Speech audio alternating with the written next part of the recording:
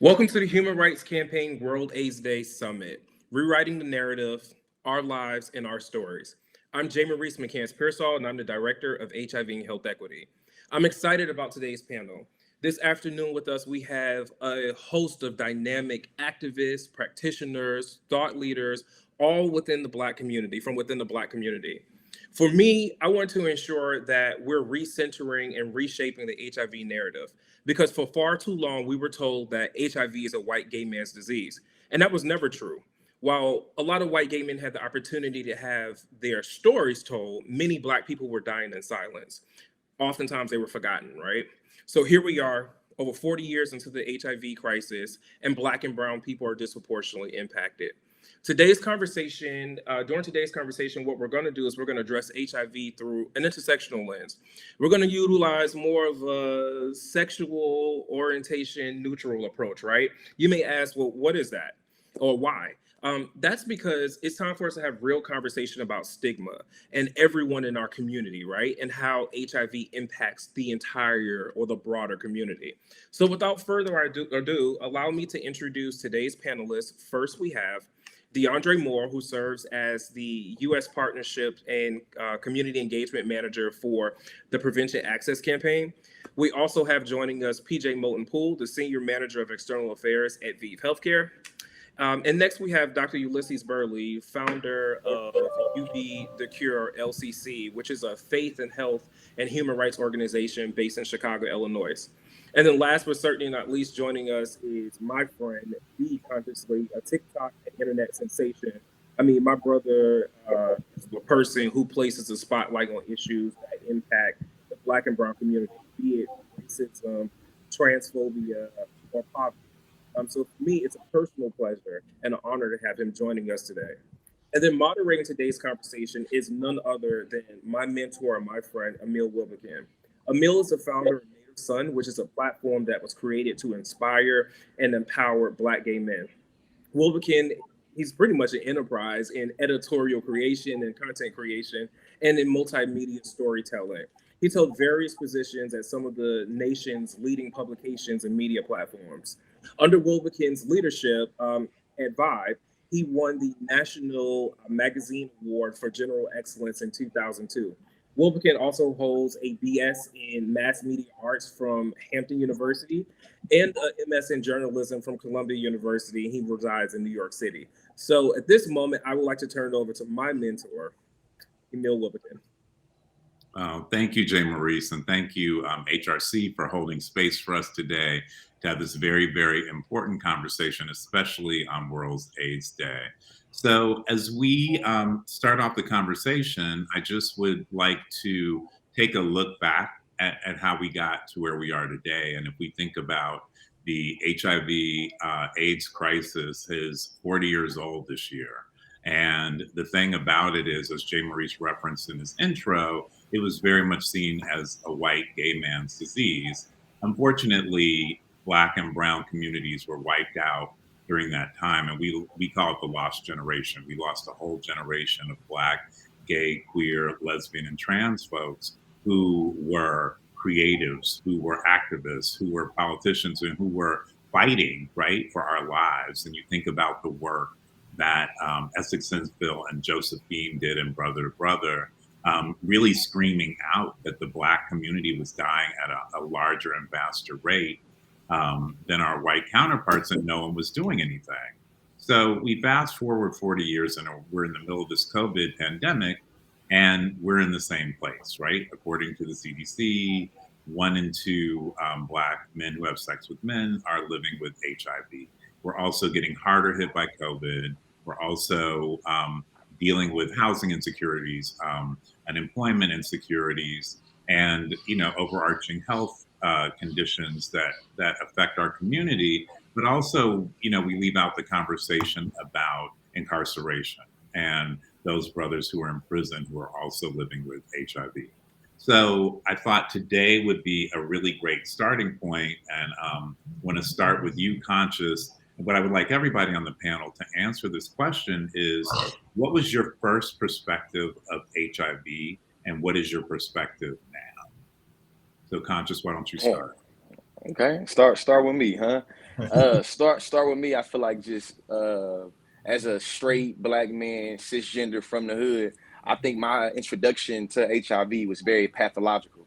It makes me think of a question that got asked. I feel like growing up a lot when I think that we would be playing, it would just be, I feel like a lot of unethical conversation that wasn't good. We'd be posed with the question, would you rather have a gay son or a hoe for a daughter? And I think of that's really my introduction to HIV in terms of it being about sexual pathology and it being about deviancy and always already correlating either you feel me, a woman being a hoe, quote unquote, or being, you know what I'm saying, promiscuous, or B, you feel me, a man being gay. That was literally my introduction, how I was indoctrinated to understand, you feel me, HIV and AIDS. Now that I'm a little bit more educated about it and understand the distinctions between HIV and AIDS, I recognize that there is a big ugly underbelly of how it impacts straight people, specifically straight Black women, that I think that we don't talk about. And I feel like I've been actively working to unlearn all the ways that I've been taught about it being pathological and only being, you feel me, gay. The idea of it, somebody being gay as AIDS, you feel me? Like those were literally the introductions for me, you feel me, in terms of it. But I'm really looking to learn more from everybody on the panel in terms of, you feel me, what they think about it now and how their experiences was towards it. Okay, thank you for that, and that's a great perspective. And I really started with you because when we had our pre-conversation, you brought that up as like, let's talk about the history of it. So next, I'm going to go to PJ Moton. PJ, what was your first perspective of HIV, and what is your perspective today? Yeah, thank you so much, and it's an honor to be here with all of you guys. My introduction to HIV actually didn't come until I was in college, a freshman at Fisk University, and it was like I had just come out, at least to myself, or discovered who I was, and I was dating a guy, and he got his HIV diagnosis at the time that we were dating, and so we had to together discover what that meant to be, what that meant for him, what that meant for us to be a serodiscordant couple, myself not living with HIV at the time and him living with HIV. And really it was a scary time for both of us because here we were, having heard very little about this prior to his diagnosis, and then now being fully indoctrinated into like it being a reality for us. And so I actually, at the time, that was my introduction into what is now a 15-year career in public health. I wanted to learn as much as I could about HIV to figure out how to support him, how to make sure that he felt loved and supported, and what that meant to be on that journey with him while, keeping myself safe. Fast forward on down the line, I also, at the time, I was very visible in the public health field, so very visible with my HIV work. And so one of the things that I had to do and to reconcile and to be okay with is being a Black queer man doing this work and people automatically assuming that I was HIV positive because I was doing this work. And so I had to kind of like be okay with that and just kind of like just make peace with that and how that might impact my personal life. And that ultimately helped me with the next phase of my life, which was 5 years into me doing this work. I actually seroconverted myself and then became a person living with HIV. And so I think doing a lot of that work that I did, supporting him and then reconciling everything that was thrown my way, really helped me to be able to continue this work and be kind of enriched in the work and it not like really derail me as it became my own reality. So I remember it just being a very confusing time, but also one of the things that I found the beauty in is knowing that my work was not only helping me to impact my lover's life at the time, but also I was able to do so much for my community. I found a place and I found community in doing this work. And so my perspective then and even now is that, doing this work is a collective responsibility. It's never the onus of one person, not the person living with HIV, not the person at risk for HIV, but it's a collective responsibility, especially if we want to get to the end of the epidemic. There's a lot of stories that have to be told. There's a lot of perspectives that have to be brought into the room in order for us to kind of reach that goal. Yeah, there's a lot in your story that I want to unpack, but I'm going to do it as we move through the conversation because, like I'm similar to you. I was doing a lot of HIV activism and advocacy work before I contracted the virus. And I think that it was helpful to be aware of all the things, but then it also was a burden when I became positive, because then I thought, well, I knew better. Like, how did I Absolutely. not do that? But we'll unpack Shame, that. guilt, all of that. Yep. All the stuff, right? Ulysses, Dr. Ulysses, would you share with us what was your first perspective of HIV and how do you see it today? Certainly. So my introduction to HIV wasn't attached to sexuality. It wasn't attached to class or socioeconomic status even, but it was certainly attached to race and ethnicity. And so my introduction to HIV and AIDS was through Black public figures. And so Eazy-E and Arthur Ashe and Magic Johnson. I can recall the powerful interview with Hadia Broadbent. And that was my learning that HIV wasn't just specific to adults. This was something that children could also be living with as well. And so that was it for me. That this was a disease that was powerful enough to impact rich Black people, but Black people nonetheless. It was also at an interesting time in my own personal life because my mother was battling breast cancer in the early 90s. And that was in large part what I was focused on as, a 10-year-old boy. But it was also the inspiration for wanting to become a doctor in the first place. And so here I was contending with my mother's own illness, and she would eventually succumb to her breast cancer diagnosis. But I was also learning about this other disease that was killing Black men specifically and infecting young children. And so that was the extent of my introduction and exposure to HIV and AIDS. It wasn't until I was in medical school and I did a 1-year fellowship in South America, treating people living with HIV and AIDS, that I was introduced to the disease clinically. Now, mind you, up until that point, I had known that some loved ones were living with HIV, but it was very hush-hush. We called it something else, right? And I know that speaks to a conversation that I'm sure that we'll have later in this discussion around stigma in Black communities and the Black family. But that was it. And when I got to South America and I was treating people living with HIV, which is not the reason why I originally went there. And that's another story in and of itself. I went there to work with people living with cancer because that's what I had continued to study.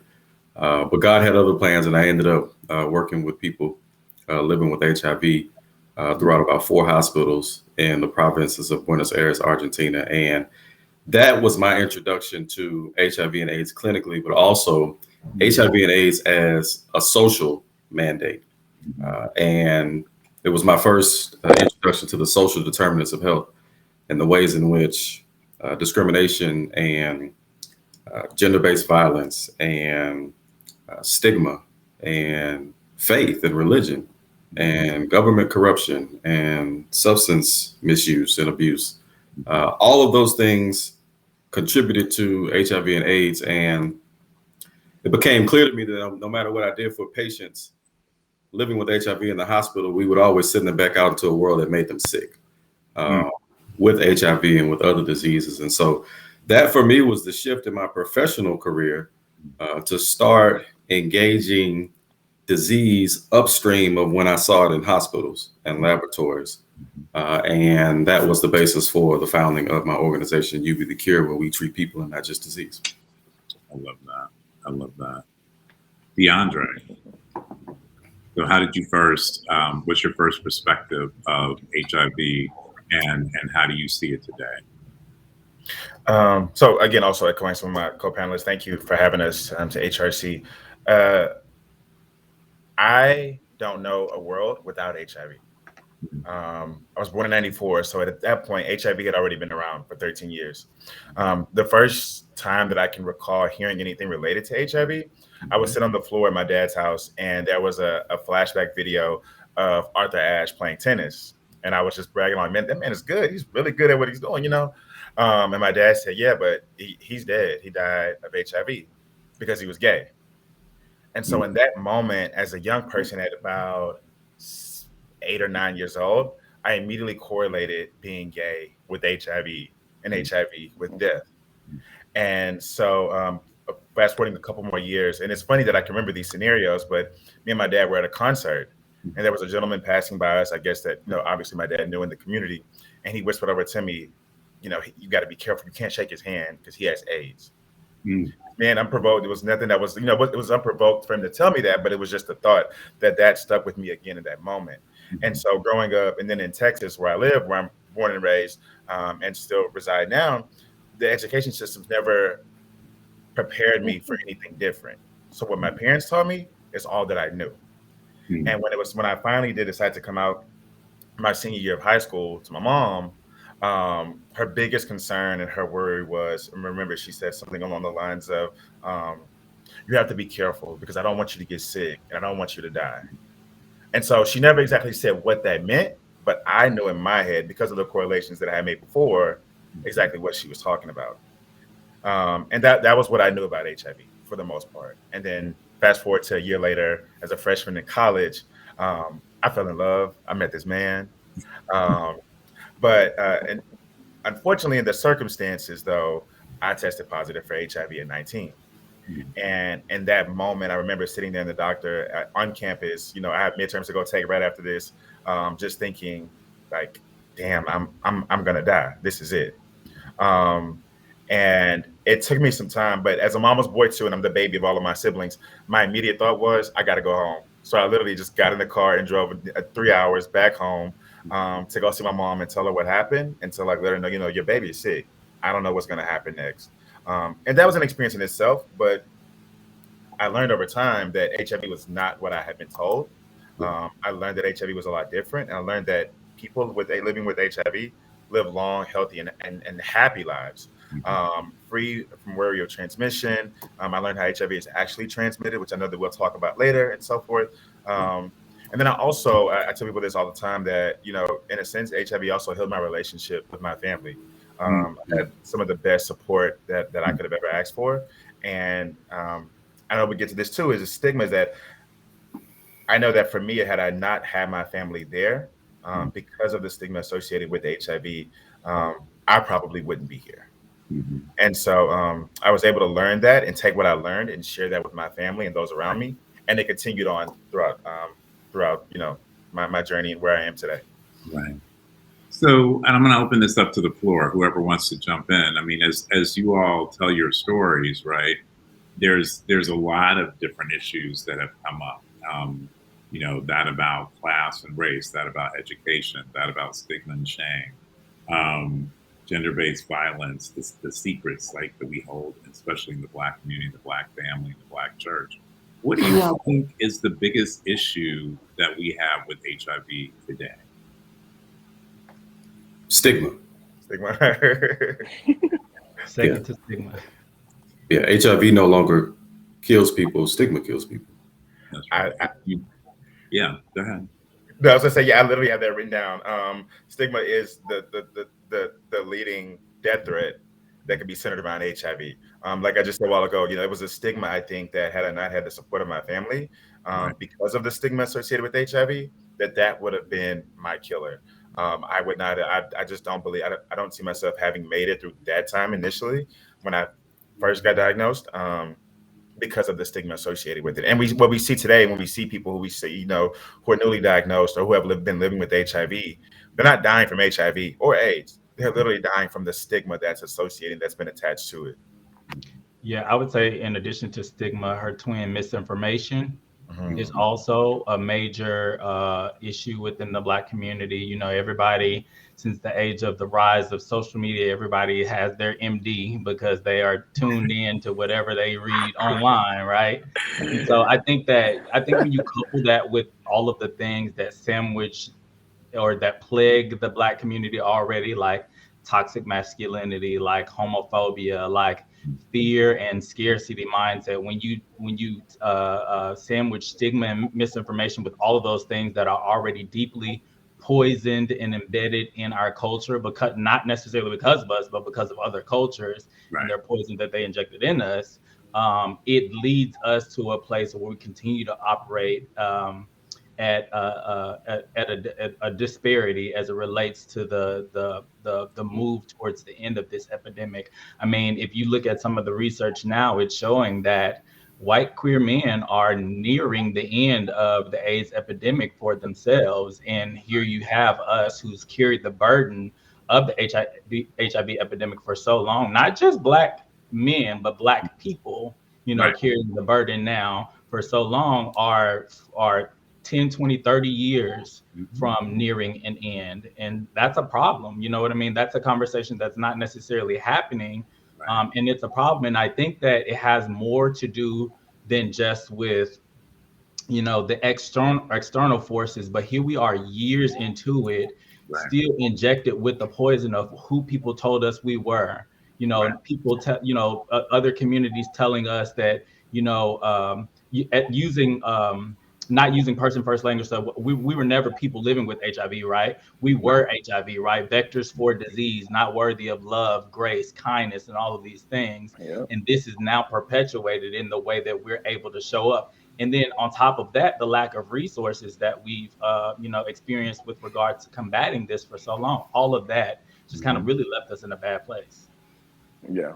And I think that to add on to that, being able to unpackage how so stigmatized the medical industry is for the Black community, and how many instances we have justifiable healthy skepticism towards the medical field, but in other instances our skepticism literally do us a disservice. You feel me? Like right now we're going through a global pandemic, and we see that Kyrie Irving, you feel me, a basketball player, has been caught up in the narrative of being a freedom fighter because he doesn't want to get vaccinated. We see a lot of stigmatized correlations being made. Well, y'all allowed for Magic Johnson to play basketball and he had HIV, but y'all don't let Kyrie Irving play basketball and he don't want to get vaccinated. So we see a lot of, to me, just misinformation and a lot of complexity dealing with the medical field just uniquely as Black folks, and how Tuskegee, even though that was about the lack of, you feel me, care and not, you feel me, the denial of it, you know what I'm saying? Or I think there's a lot of just the medical field in our community that when we start talking, like Russ said, shit, social media make it where, hey, depending on what's going on this week,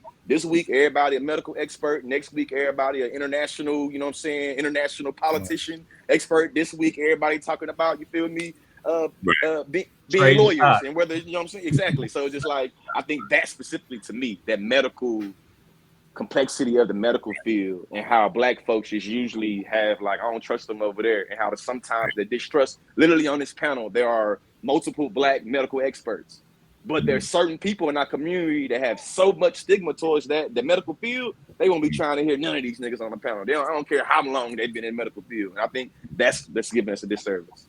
Right. But I think a lot of that then backs into the stigma and the shame, right? Because if you don't love yourself or care about yourself enough, or you don't think that you're worthy of the life that you have, even if you're living with this virus, which is treatable, right? Then it's like on top of the medical mistrust, on top of the lack of acceptance in so many communities within the Black community at our intersections of the church, Black women, Black families, it's hard, right? It's really, really tough. So how do we combat that? Like, how do we combat the shame and the stigma and hold the other intersections of the Black community accountable? I think we first have to acknowledge that has happened at these intersections. We have to acknowledge that these intersections, the Black church, the Black family, and then Black people, from various different intersections, have created this or emphasize on this stigma that's associated with HIV and how that's affected those of us who are living with HIV.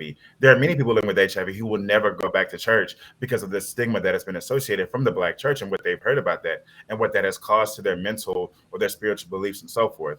But that has to be acknowledged, so then we can actually address it. And I think to address it, then we can move forward from there? Can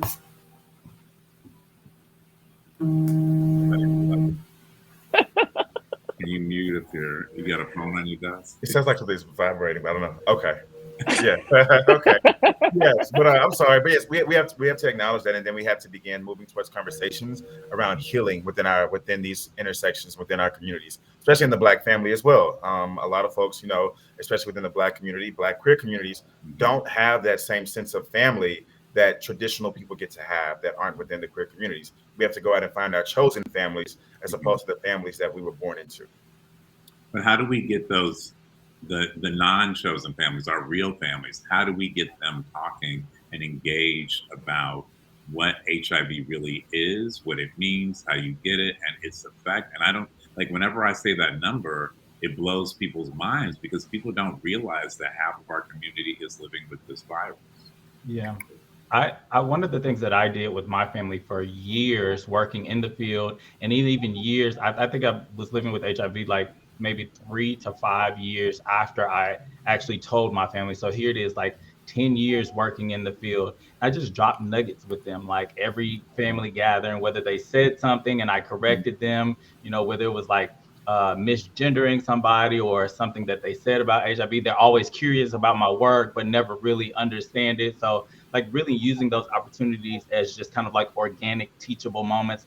I literally coached my family for 5 years on HIV before I shared my own status with them so that I could prepare them to recognize that I'm here, I'm fine, and I'm gonna be okay. You know what I mean? And structure what they thought about HIV. I think so in terms of accountability in the broader context is for the Black community, we have to really center the fullness of who Black queer people are, right? So that's talking about queer people's contribution to Black culture. Like we are a central force here. We are not just vectors of disease. We're not just people living with HIV or impacted by HIV. This is a Black issue. You know what I mean? We have to, for the clergy, we have to talk about how queer people deserve a space in faith settings and are worthy of that belonging in the faith settings. We have to talk about or create space for our children to find themselves, right? Like stop pushing these ideas of who we need them to be on them and really give them space for discovery. I'm learning that as a parent of a 10-year-old right now, like, every day trial and error with like giving him space, but not too much, creating guardrails, but giving some autonomy.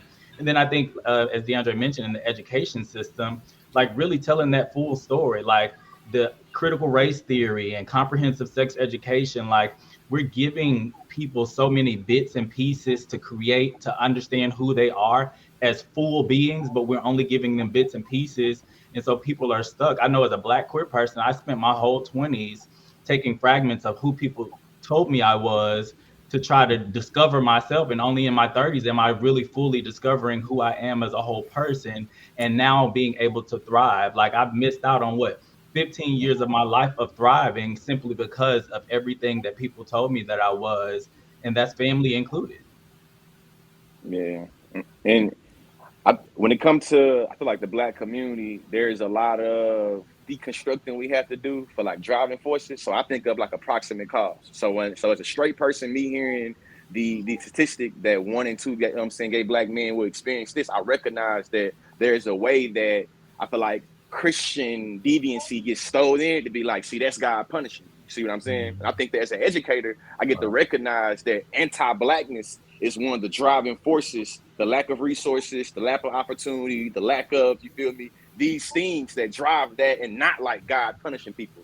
So for me, when I'm doing my work and I'm talking about being an ally and accomplice to the LGBT community, specifically Black people, you feel me, I have to always, I feel like, relearn, unlearn people, you know what I mean, in terms of recognizing how anti-Blackness is a structural force in our community that really pushes a lot of the realities, and not, you feel me, this random religious God is punishing you thing, or not this random like you victim blaming type thing. I feel like that's what I always find me spending time on being able to speak towards.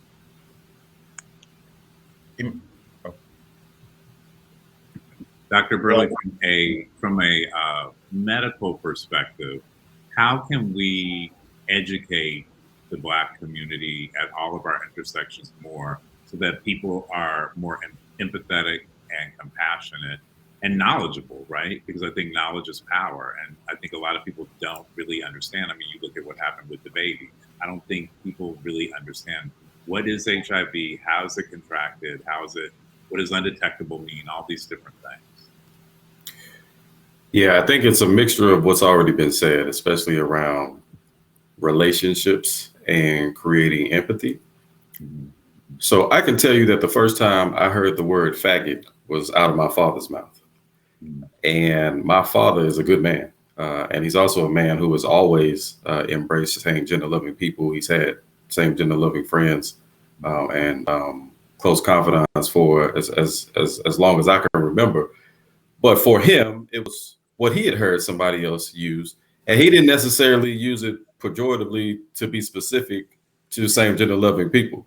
It's the same way in which we use nigga sometimes, right? Like anybody could be a nigga given the situation, right? And that was how my dad used the F word, but I heard him say it. I was raised by my father because my mother passed when I was really young. And so it was a word that I thought it was okay for me to use. Fast forward 20 plus years later, I'm somebody who my father deeply respects. And the conversations that we are able to have as a result of the work that I do are really liberating for him because he can ask questions. I remember when I went to a wedding of two same gender loving men who were close friends. And I remember him asking just curiously, he was like, so two men are getting married? And I said, yeah. He was like, huh. He was like, okay, well, that's cool. And I was like, yeah, it is. I was like, I think it's going to be a good time. But I know that that's only a function of the relationship that we share. Right. And my ability to be able to educate him in a loving way that allows him to make missteps, that allows him to be wrong and not necessarily be ridiculed, but leave space for correction. I really believe that relationships are built through the sharing of lived experiences, the sharing of authentic stories. We just have to elevate the stories of the people most vulnerable to HIV and AIDS more closely, such that the general population can have those stories, internalize those stories, develop empathy, realize that we have more in common than we have different. And that goes for medical community, faith community, you name it. And so I think it requires some grace on both parts, right? My fiance, she always talks about how she's learned so much from me as a result of the work that I do, but that she also still might use the wrong language. Right. And being afraid that she'll do so, and then having somebody in that community who feels wronged or hurt by that jump down her throat. Right. And so that then disengages her sometimes from learning more because we don't want to be attacked in our learning process. And so I try to explain to her, I agree with you. And I think that the grace has to go both ways, but we also have to understand that those people who jump down your throat are people who have experienced and internalized trauma for a lifetime.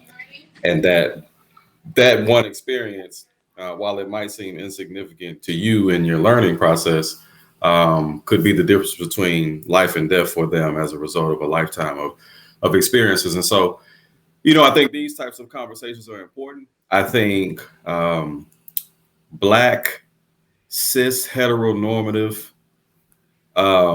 allies like me and Conscious Lee are important because I understand that I enjoy a certain level of cis het privilege.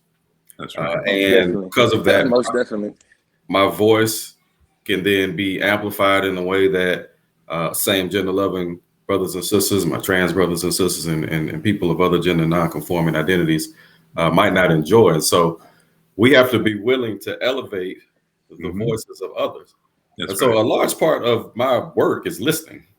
You know, people see me speaking all over the place. I tell them I do way more listening than I do speaking, because for me, it's about internalizing the experiences and the stories that I haven't necessarily lived, but that I hold dear because I understand that it's a part of the human story, and that I have a privilege to be able to amplify those stories. And so we've got to have more relationships between communities, identities, status, because relationships give way to stories, and stories build empathy, and empathy transforms. I want to just add real quick. Go ahead. If I may. And this is what we hear in the industry, in the community. And I guess it's a bit of a challenge. It's like a part of accessing that privilege or accessing that door that others might not be able to access is not always taking what they give you through that door. Sometimes it's opening that door for them to come through it with you. And so I said that to say, it's really about bringing people who have these lived experiences to the table and to the space to tell their own story. I know the importance of people hearing the stories and hearing some of the nuanced challenges that they experience, but there's a lot of strength, a dual strength in the people who are hearing the story and the person who's telling the story, for them to reconcile all of the hurt and harm that they may have experienced with their own story, and then to liberate those who are willing to listen. So I think while we're elevating those or amplifying those stories, I think it's also important to amplify the people who live those stories, because I can't tell you for so long I've heard from people who I've shared my status with, oh, you don't look like you have HIV. So it's important for that visibility around somebody in the fullness of their story. Yeah, I was just going to share related to this in terms of, I think accountability is also challenging with love our communities. And so I had this really great opportunity to speak at my church, First Corinthian Baptist Church in Harlem. And Pastor Mike asked me to do a talk with him to talk about Native Son, the organization I created to inspire and empower Black gay men, and talk about like my professional life and how my spiritual life came together. What I didn't share with him prior was that I was HIV positive. And so I waited to insert that into the middle of the conversation. And he was like, whoa. And it was amazing because there we are with 1,500 people in the church who were able to then hear me tell that story. And afterwards, it was so powerful. All these Black women came to me to thank me for sharing my story, because either they knew someone that was HIV positive or they were living with cancer or some other disease, and it gave them a liberation. So I appreciate how if we share the stories, right, with each other, it opens up space for other people to be more humane and empathetic and compassionate, and to understand what it's about. Emil, it's funny you say that, because the church was the first place that I ever publicly shared my status with as well back home. And it was on watch night service. And so if you in a Baptist church at all, that's probably the busiest church service. We had about 2,000 people there. And I gave my testimony. And my pastor knew I wanted to give testimony, but he wasn't exactly sure what about. And so in that moment, my mother, leading up to it, I told her what I was going to do, and she begged me to not do it. Not because she was ashamed of me, but because more so she was worried about how other people would react. And I think it came from a sense of, will they react how I used to react, because they just don't know. Right. And in that moment, she even got to the point where she swore, I'm just not going to be there. I just don't want to have to deal with all that. And when I realized, I looked out into the audience, she was still there. She showed up for me anyways. And by the time I was done, she had come up on stage with me to embrace me in that moment. After watch night, we stayed inside the church for an hour later, because people would not stop coming up to us, sharing their experiences and their stories. Right. And there was one woman there who said she had just put her daughter out of her house because she had come home and told her that she was now living with HIV. And she said, seeing you embrace your son lets me know that I made a mistake, and I'm going to find my daughter tonight. And so our stories really do impact the lives of other people. That's right. So I want to talk about, we talked about in our other conversation about viral suppression in the Black community. And so I want to open up the floor, like, what can viral suppression look like in the Black community? For men who have sex with men, for women, for transgender folks, for incarcerated folks? Well, I can begin to say that first and foremost, it looks like policy. Mm-hmm. Policy in the sense that 42% of people living with HIV rely on Medicaid for health care. Majority of people living with HIV in this country are in the South. Majority of those people are Black, and more specifically, Black gay men and Black trans women and Black women. And they live in places where Medicaid has not been expanded. The only two states in the South, the last time I checked, were Arkansas and Louisiana, who've expanded Medicaid in some sense. And so, first and foremost, we have to make healthcare, affordable healthcare, more accessible in the places where Black people living with HIV and most vulnerable for HIV reside. Second, we've got to increase the amount of Black healthcare providers, which is also part policy and part just socialization, if you will. We have evidence that suggests that when Black people are treated by other Black people, their health outcomes are better. And I'm sure you didn't have to be a scientist or a sociologist to know that to be true. And so we need more people who look like us that could care for us, because we understand that there's a level of cultural competency that must accompany our treatment of HIV and AIDS in the Black community. We've got to make sure that the people who actually need PrEP can access PrEP, right? PrEP is available.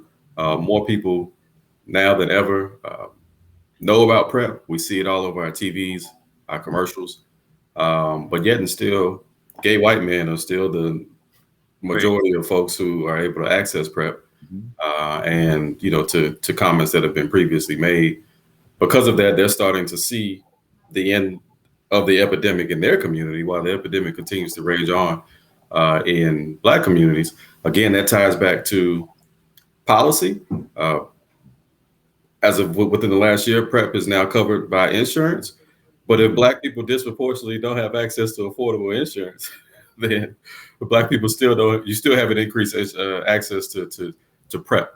And so again, those are policy measures that tie in specifically to viral suppression, if you will.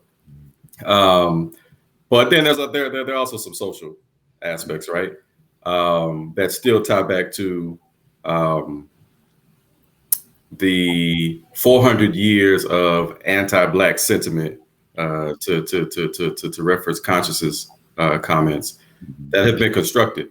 I want to be clear that there's nothing about Black people that's pathological. There's nothing about Black people that makes us more homophobic or transphobic.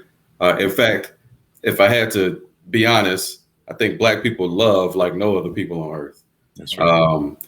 But in the context of 400 years of white supremacy, colonial, settler institutions being implemented in Black communities, this environment of scarcity, as PJ put it, coupled with everything else, Black people are just trying to survive. And the one common factor with any living organism is that it will do whatever it has to do to ensure its own survival.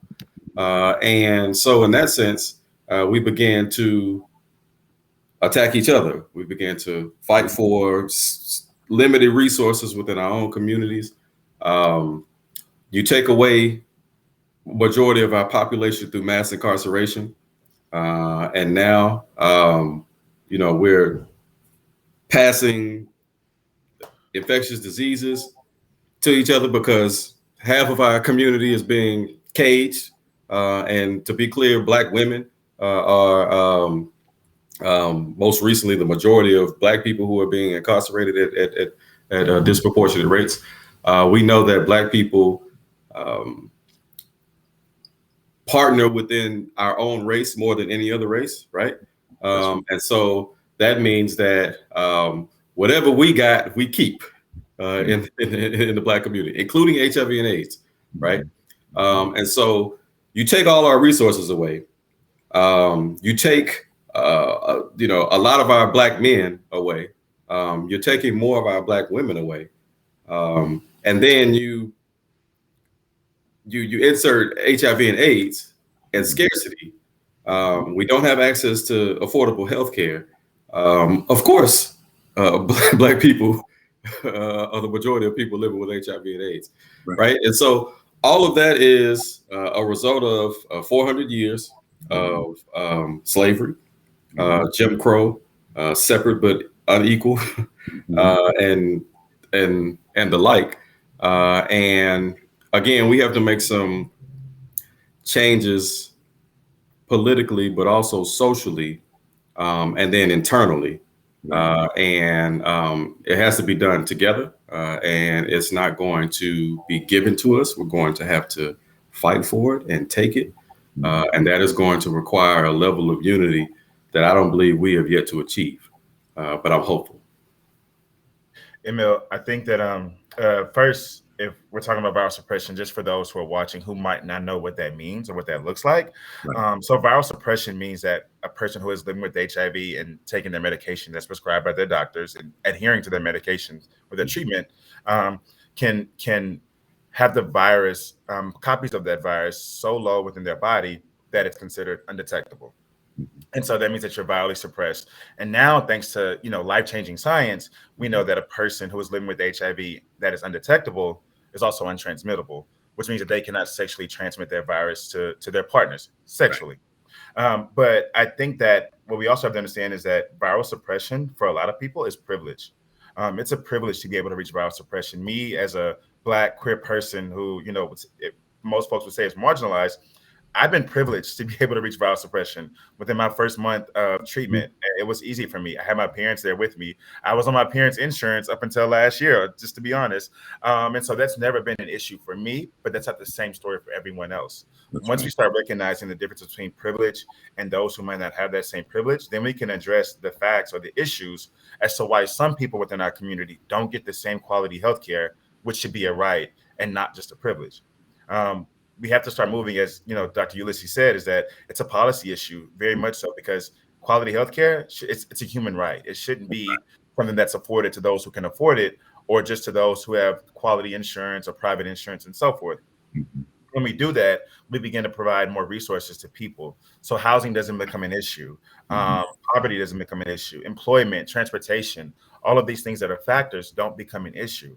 But as of now, for our community, a lot of those social determinants, such as transportation, employment, housing, and so forth, are the leading factors as to why people have not yet been able to reach viral suppression, along with racism and homophobia, transphobia, and all these other issues.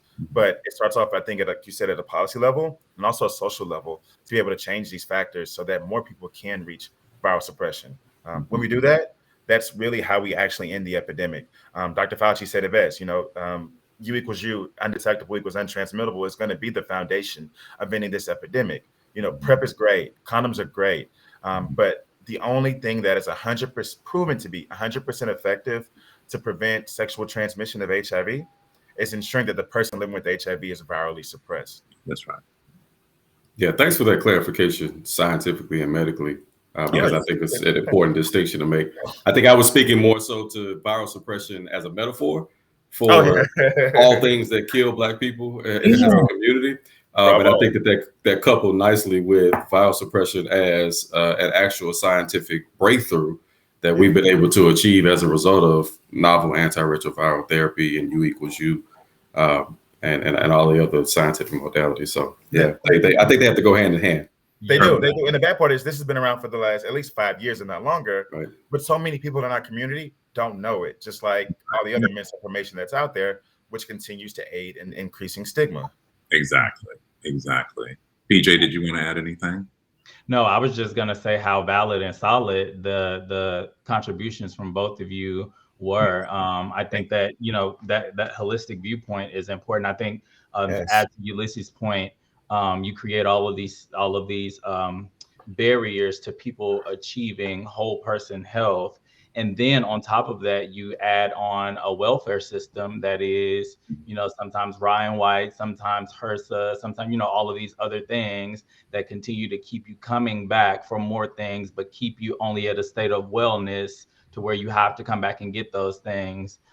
It just becomes a cyclical process that we've seen so many times. In these 400 plus years, we've seen this over and over and over again.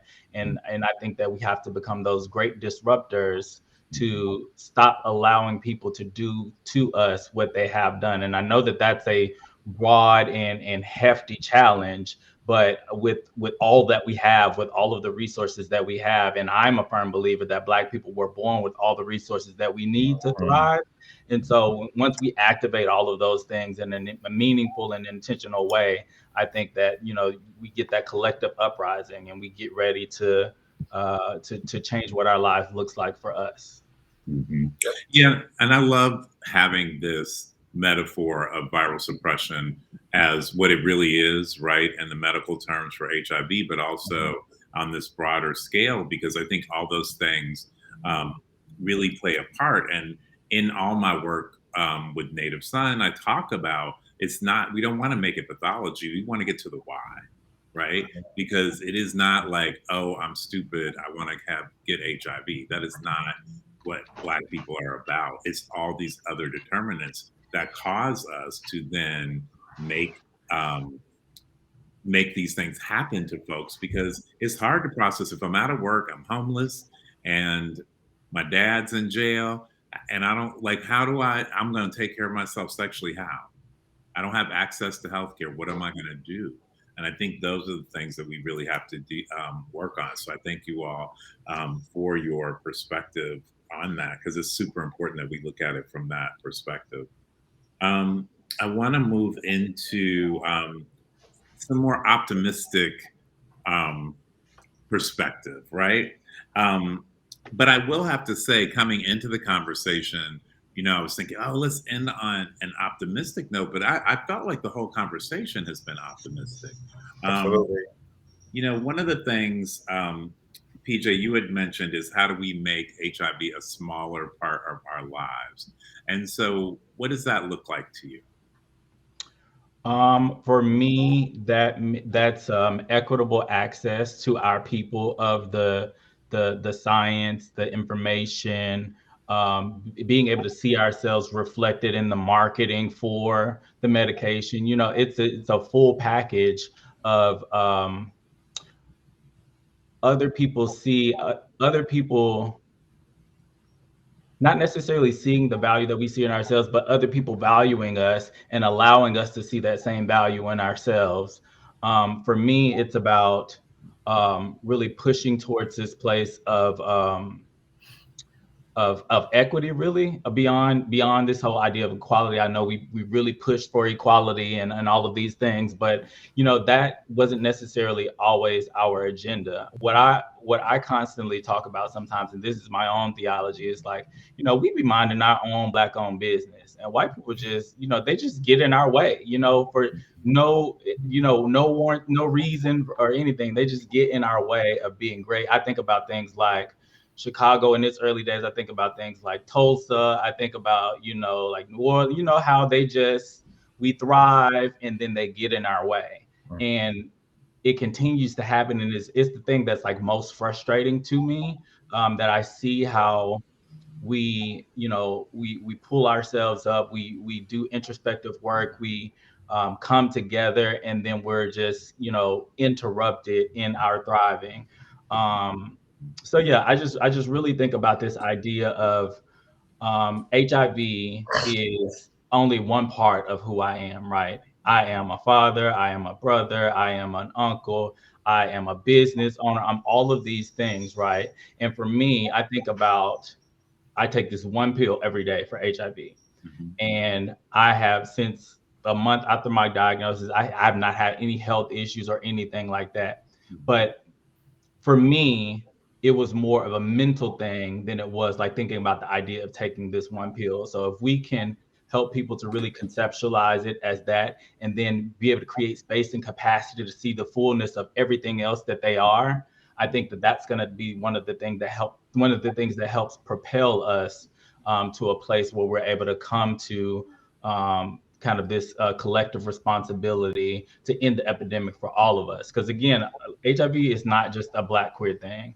It's one of the things that I heard many years back at a conference. This lady said, you know, HIV, anybody who loves Black men are at a risk for HIV. If you really think about who loves Black men, that's everybody. Everybody on this planet loves Black men. And so, you know, that means that this is everybody issue. This is not just a Black queer man issue. This is an everybody issue. And that's evident in what we see the epidemiological data stating now, especially with the rise in Black women. Like, we can't silo it. We're not big enough to be siloing issues like this. That's right. You know what I mean? We have to come together and find what those common grounds are. And I think that it's going to start with us ejecting the poison that many other people have put into our communities, as opposed to trying to live through the poison or live through the trauma. You know what I mean? Yeah, Conscious, welcome back. I want to ask you, like, what does a hopeful, optimistic future look like for the Black community when we think about HIV?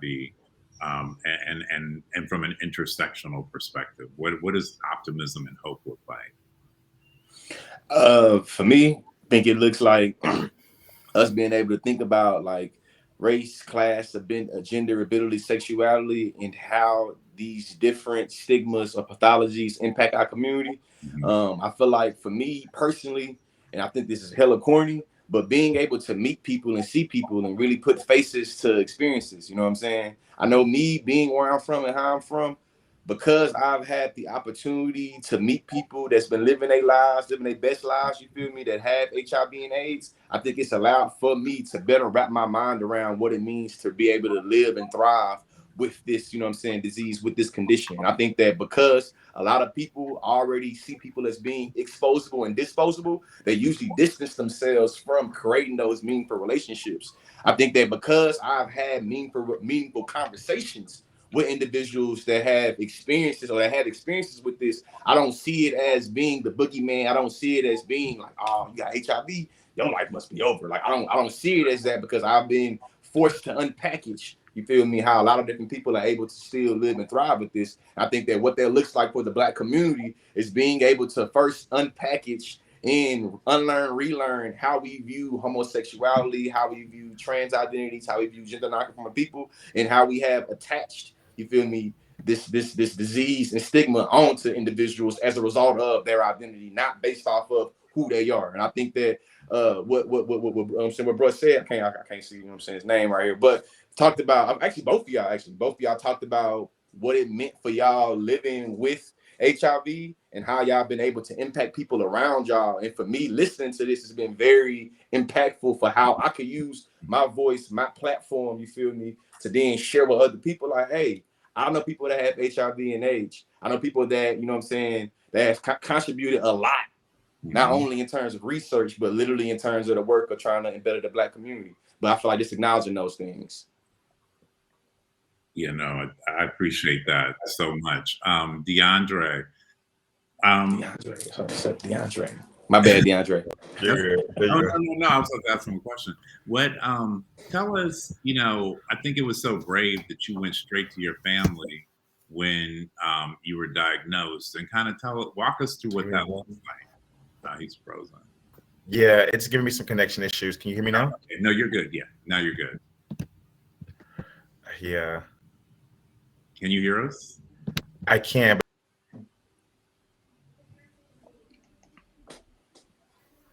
Okay, so I'm going to go to Dr. Burley. So you were saying, you were talking about your fiance. Okay, you were talking about your fiance and how, you know, she feels shut down sometimes by people's lack of acceptance.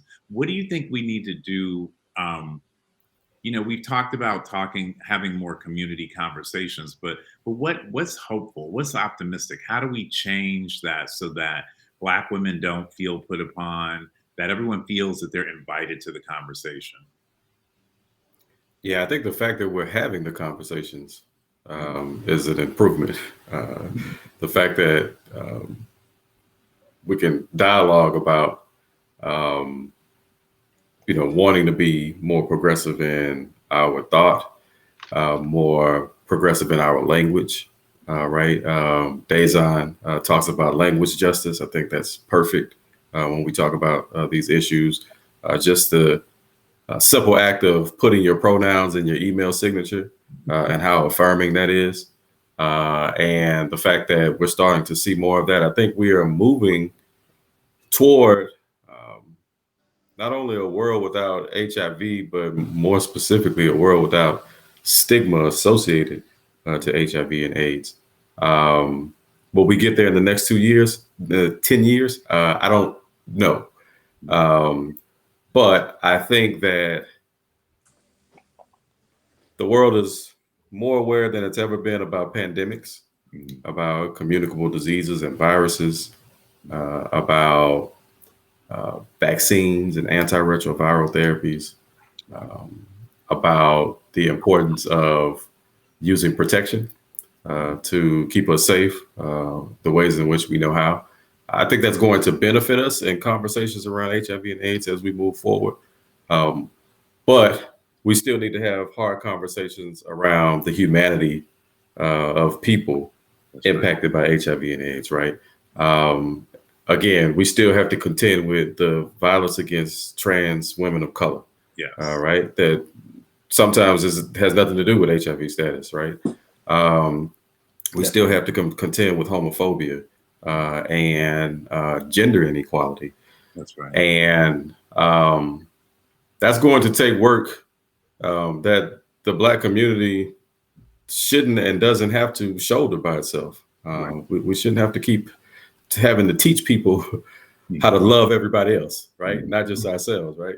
If you look, we're always the people who are jumping to everybody else's defense. That's right. When nobody else is jumping to ours, and so that shouldn't be our burden to bear. We don't have to teach everybody how to love everybody, but it definitely starts with us, right?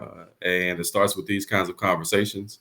It starts and it continues in our faith communities. Yes. I work closely in the faith community, and I can tell you from when I started this work about a decade ago, there's definitely been a shift in terms of just the willingness to even utter HIV and AIDS in a positive light in a sermon, or from a pulpit. And so progress has definitely been made, but there's a lot of work left to do.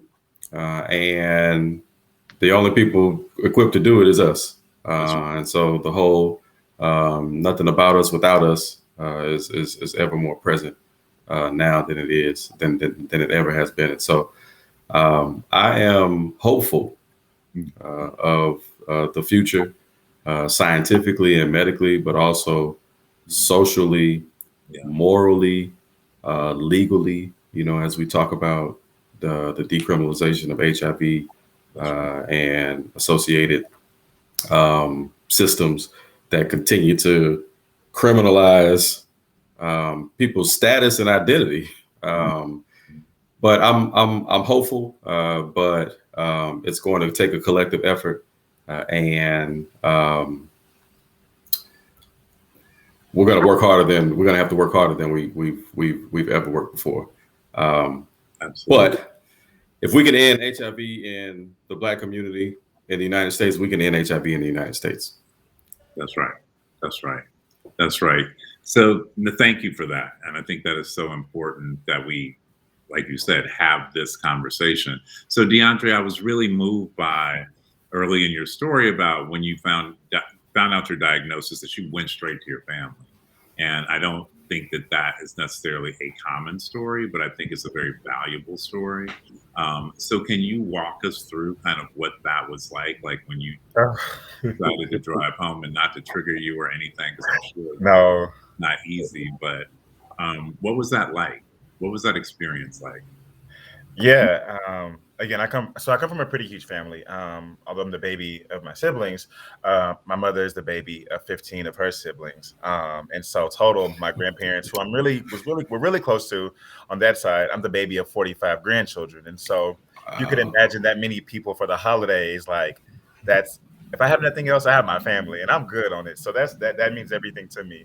So in that moment, my thought was that, if I can just get home, one or two things is going to happen. Everything is going to be all right, or my life is going to be over. And what that meant for me was the support of my family was a matter of life or death for me. Because if I could get to mama can make everything okay, whether she physically could, or whether she knew what to tell me in that moment to make sure that I was going to be okay. And so it was funny. It was the day after Easter. Had just gotten back from that break from being home that Sunday before.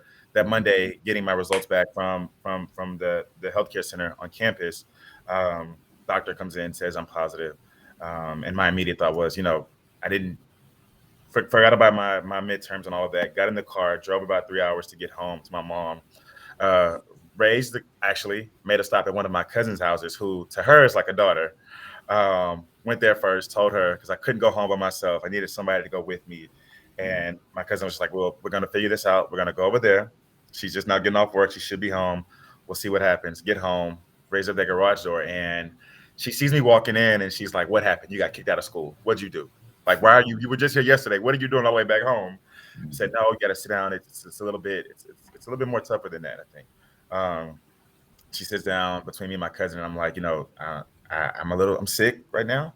I don't know what's going to happen, but this is the reality. I have HIV now. And I handed her the paperwork and she looked at it, and her first initial reaction was typical, I think. It was what I had actually expected. And she looked at the paper and she looked at me and she said, I told you this could happen. And then she looked down at the paper again and then up at me, like in my eyes. And it was just the most, I don't know, I just felt my strength in that moment. And she said, but I refuse to bury my son. Like, I'm not, this isn't the end all be all. So we have to figure out what's next and how we're going to fix this, or what can we do? And that's what it was. Literally, her and my pops were there for me. They drove with me to Houston to my first doctor's appointments, actually like the first 3 appointments. And while I remember being at the doctor's office, the first visit, crying, like, why am I even here? Why does this have to be me? And she looks up at me and was like, you better fix that. Like, you better fix those tears. You good. Like, you have nothing to worry about. What is wrong with you? And in that moment, I could have sat there the whole time had they not been there, and the doctor would have told me what to do. But I learned how to advocate for myself because of my mom being there too. Because when the doctor was running through all these different types of medication I can take, what to do, she looked at him and she's like, don't think of him as my child. Like, this is your son. What are you prescribing him with? Treat him as if he's yours at this point. Like, whatever you would do for yours, do for my son right now. And we don't care about, she literally said, I don't care what it costs. We don't care what the price is going to be. My husband is retired, but if he got to go back to work, that's what's going to happen. My son is the one who's not going to drop out of school. He's not going to work. He's going to keep going. And so that helped out a lot. And then having the overall support of all of my family when I decided to come out to them. In one moment, there was a lot of turmoil going on. And my family, my grandmother had just passed, and a lot of folks were not there. My mother and her siblings had not been communicating as much, and the family reunion was coming up at the same time as I just got my diagnosis.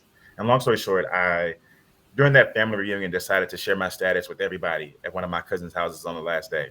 My mom wasn't there, but I decided to share with them. And, my aunt's breaking down. They just go in, like, we just start praying, all kind of stuff. But I could feel so much love there. And I'm like, all this stuff, the negativity, the family turmoil that's going on, it's actually not helping my mom. Like, I know she wishes for a fact she can talk to her sisters, but she can't.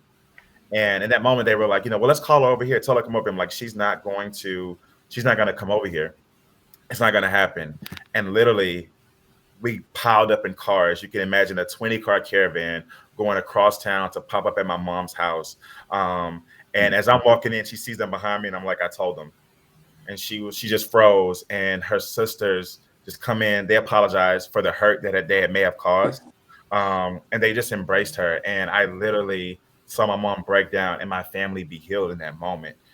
For something that was supposed to be a tragedy ended up to being triumphant for my family to come back together. And like, The holidays are back to what they used to be. Like, I'm surrounded in a house where I can barely walk through because there's so many people. And to me, that's the best feeling in the world. Some people might think it's too much, but I mean, it's knowing that my family is there and they embrace me, they support me, and they've been willing to learn throughout this journey with me for everything that I've had going on. They pay attention to my posts. They ask me about events that are coming up. How can they support? And so family, literally, and support in general can be a matter of life or death for some people. And my family chose life. They chose love and life. And so, yeah, that's why I'm still here. Beautiful. Ladies, isn't that amazing, y'all? That's amazing. Thanks for sharing that. Yeah. I think it's important to hear those stories because this is how we create change, right? Yeah. Right. So with the work, talk to us about U=U and the work that you're doing there. Yeah, so Prevention Access Campaign is the founding organization of U=U. It's a global health initiative, to promote things that are going to be related to HIV, but also help dismantle HIV-related stigma as well. And U=U, as I mentioned earlier, means that undetectable equals untransmittable. And this was a movement that was founded by persons living with HIV and continuously shared and growing because of persons living with HIV. And researchers, they developed a consensus statement. There's a partner 1 and partner 2 study that was done that involved over 125,000 acts of condomless sex. That's a lot of sex. And that was sex by serodisordinate couples. So that was by couples where one person was positive and the other was negative. No condoms involved, but the person who was positive had to have been virally suppressed. And what they concluded was that there was 0 transmissions of HIV to those persons who were negative through condomless sex. And so it verified the fact that people living with HIV who are on effective treatment and have undetectable viral loads cannot sexually transmit HIV. And this movement has been extremely life-changing for so many people. It's made it easier for some people to love, to be in relationships. It's made many people, especially mothers, to know that, or parents to know that they can reproduce without the fear or worry of transmission for their children.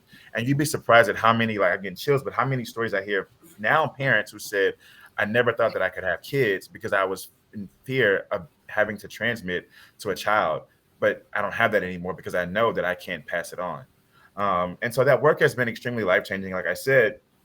And it's also an influence. So when Dr. Ulysses talked about that policy, how policy is important, we use U=U as a public health strategy to increase resources amongst people living with HIV.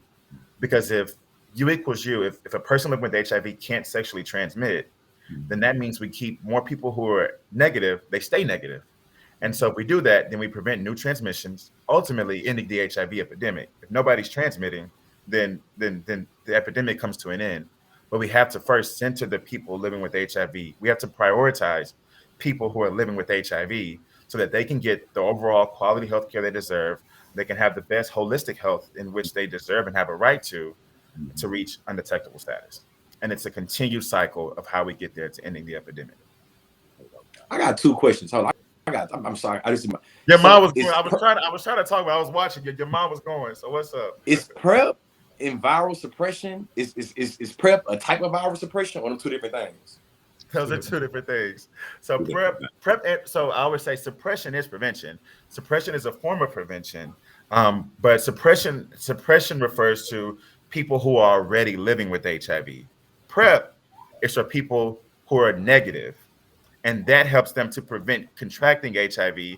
Let's just say, for instance, I'm in a relationship with someone who's negative, and we choose to not use condoms and all of that. Yes, I'm virally suppressed. They don't need PrEP. But if they choose to, or if they're vulnerable to contracting HIV, they can get on PrEP and continuously prevent contracting HIV. Second question. If we acknowledging that PrEP exists and viral suppression exists, like, what does it mean to say it's no cure for like HIV or AIDS? If we can say that we can have ways that's preventable and ways that we can suppress it.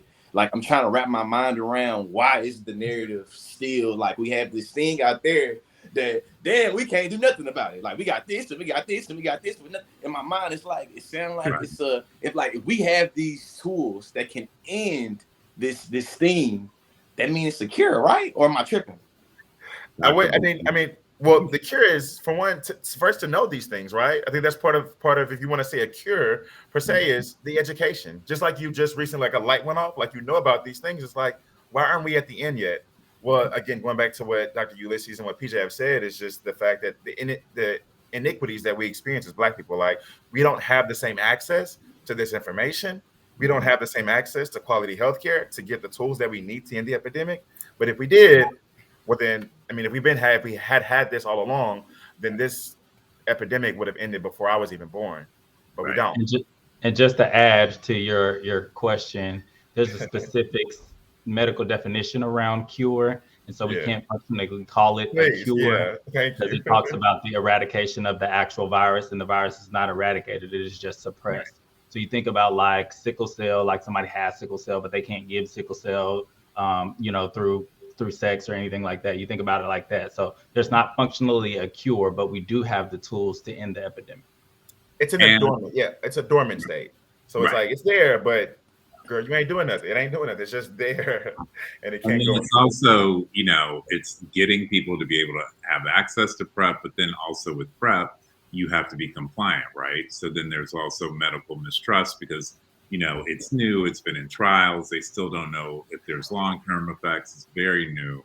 So it's all these things compounded, and I'm not the doctor, so I shouldn't be doing all this talk. But all of you are correct. Okay. Yeah. Bravo.